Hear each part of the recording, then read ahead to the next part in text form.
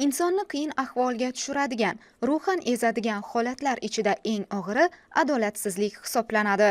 Uning bir ildizi korrupsiya bilan bog'liq bo'lib, bu shaxsning o'z mansab yoki xizmat mavqeidan shaxsiy manfaatlarini yoki o'zga shaxsning manfaatlarini ko'zlab, moddiy naf olish maqsadida qonunga xilof ravishda foydalanishidir.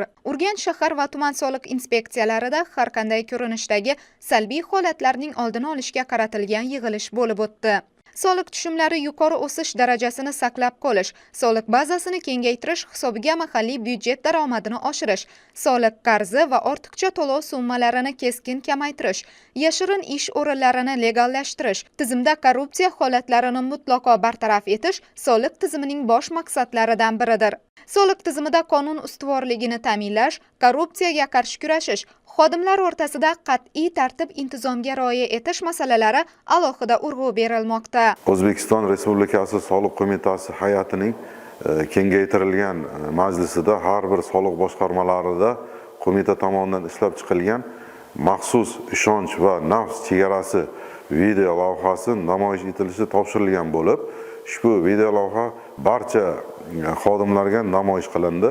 Unda korrupsiya illatining salbiy oqibatlarini, qolaversa soliq tizimida yuqori lavozimlarda ishlab, bugungi kunda jazoni ijro etayotgan mahkumlarni fikrlari namoyon qilindi. Soliq to'lovchilarga xizmat ko'rsatish, ochiqlik, halollik va halollik har bir xodimning bosh maqsadi bo'lish shartligi ekanligi, bu faqat shior emas, balki faoliyatimizning asosiy mezoni hisoblanadi. Qolaversa, soliq hamkor axborot modeli orqali kelib tushayotgan murojaatlarni o'z vaqtida va qonuniy ko'rib chiqish, ortiqcha to'lovlarga yo'l qo'ymaslik bo'yicha mas'ullarga aniq topshiriqlar berildi. Shuningdek, tizim xodimlari tomonidan bozor va savdo komplekslarida tadbirkorlik faoliyati bilan shug'ullanayotgan fuqarolar bilan uchrashuvlar o'tkazilib, soliq xizmati organlarida korrupsiya, poraxo'rlik hamda mansab bilan bog'liq salbiy holatlar kelib chiqishining oldini olish maqsadida suhbatlar o'tkazilmoqda.